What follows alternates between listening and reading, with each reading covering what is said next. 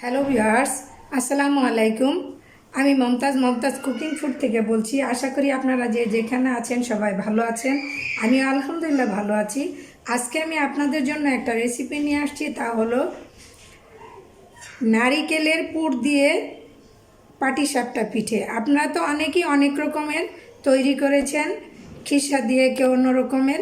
আমি আজকে একটু ভিন্ন রকমের এই পাটিসাপটা পিঠেটা তৈরি করব। ও আরেকটা কথা আমি বলতে ভুলে গিয়েছি, এটা হলো পৌষ মাস।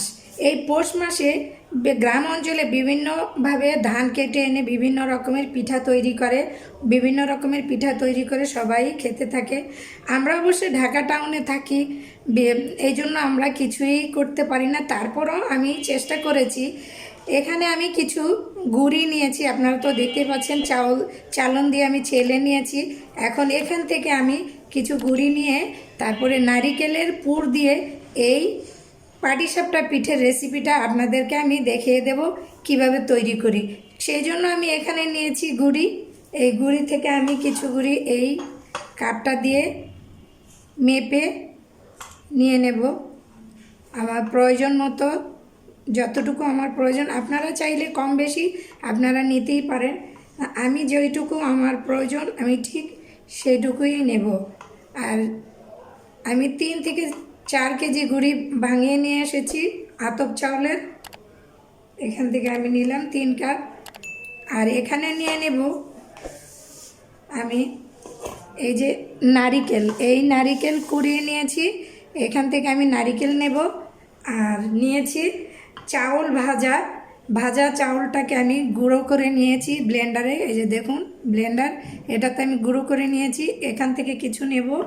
আর বাদামটাকে আমি একটুখানি ভেঙে নিয়েছি ওই যে দিয়ে। আর নিয়েছি এখানে আমি একদম খাঁটি 1 নাম্বার খেজুরের গুড়। এটা হলো একদম দেশের থেকে আনা, আমার দেশের বাড়ি থেকে আমি এনেছি, আরও আছে। তো এখন আমি এটুকুই নিয়েছি, আর প্রয়োজন হলে নেব। একটু এটাকে বলে ঝোলা গুড়, পাতলা গুড় খেজুরের, এটা নিয়েছি। এখন আমি কিভাবে এই পুরটা তৈরি করব আর এই গুঁড়িটার মধ্যে আমি কি কি দেব দিয়ে গুলে নেব আমি আপনাদেরকে দেখিয়ে দিচ্ছি।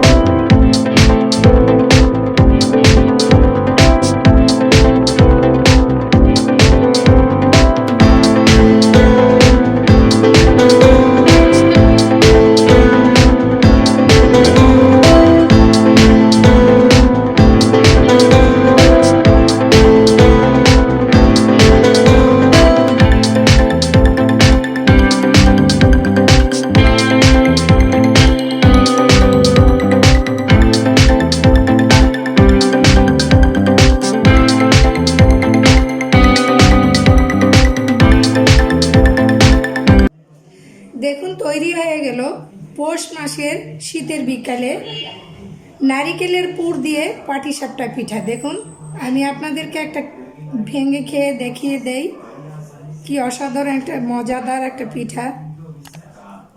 এই দেখুন ভিতরে কি সুন্দর হয়েছে, দেখেছেন?